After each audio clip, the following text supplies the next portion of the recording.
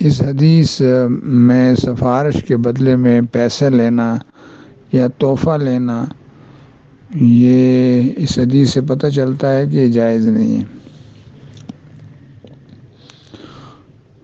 کیونکہ رسول پاک صلی اللہ علیہ وسلم اس کو سود فرما رہے ہیں۔ اور سفارش کسی کی کرنا یہ ایک ثواب کا کام ہے، ایک تبرع ہے، ایک احسان ہے، تو ایک ثواب کے کام پر اجرت لینا یہ جائز نہیں ہے۔ اپنی وجاہت اور اپنی ایک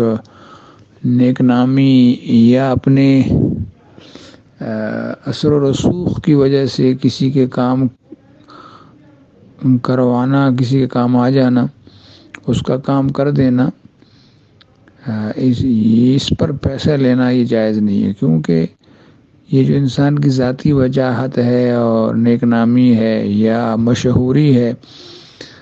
یا اثر و رسوخ ہے، یہ کوئی مال نہیں ہے جس کا عوض لیا جائے، اس لیے